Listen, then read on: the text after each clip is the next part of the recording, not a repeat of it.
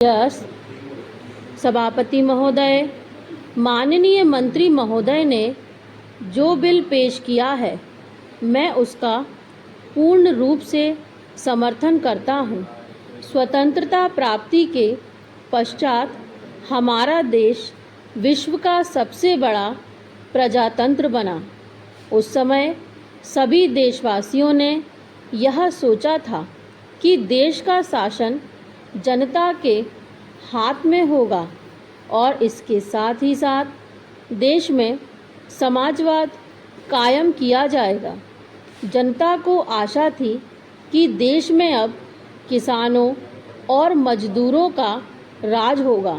इसी आशा के साथ देश में प्रजातंत्र की स्थापना हुई और जनता का शासन स्थापित हुआ। महोदय, मुझे दुख के साथ कहना पड़ रहा है कि स्वतंत्रता के 50 वर्षों के बाद भी हमारे देश में आम जनता को मूलभूत आवश्यकताएं उपलब्ध नहीं हो पा रही हैं। देश में बेरोजगारी दिन प्रतिदिन बढ़ती जा रही है। हमारे नवयुवकों में इससे बड़ा असंतोष है। आज भी हमारे देश में ऐसे कई गांव हैं जहां लोगों को पीने का पानी नहीं मिलता है। आज भी देश में लाखों लोग बेरोजगार हैं। आज भी लाखों की संख्या में ऐसे किसान हैं जो गांव में बसे हुए हैं और जिन्हें अपनी मेहनत का पूरा पैसा नहीं मिलता है। देश में हजारों ऐसे लोग हैं जो अपने पुश्तैनी धंधों पर निर्भर करते हैं, लेकिन आज भी वे बेकार पड़े हुए हैं। उनको अपने काम के प्रति कोई प्रोत्साहन नहीं मिल रहा है।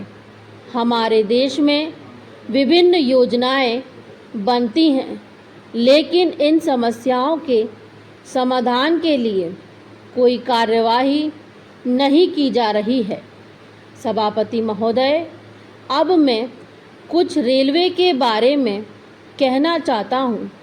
मैं आपसे निवेदन करना चाहता हूँ कि मुझे अधिक समय दिया जाए, क्योंकि मुझे बहुत सी बातें कहनी हैं।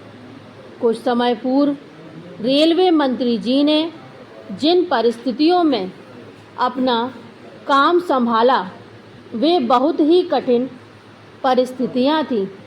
पिछली सरकार ने रेल की व्यवस्था को बहुत खराब कर दिया था।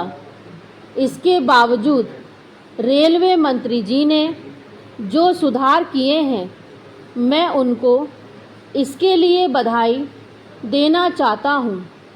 देश उस समय बड़ी कठिनाइयों में से गुजर रहा था। सूखा पड़ने के कारण लोगों तक आवश्यक वस्तुएं नहीं पहुंच पा रही थी। ऐसे समय में रेलवे ने लोगों तक आवश्यक चीज़ों को समय पर पहुंचाया, जिससे कि जनता को अधिक परेशानी का सामना ना करना पड़े। मैं यह भी बताना चाहता हूं कि देश के ऐसे क्षेत्रों में जहां पीने के पानी का बहुत अभाव था, वहां पर भी रेलों द्वारा पीने के पानी को पहुंचाकर लोगों को राहत पहुंचाई गई।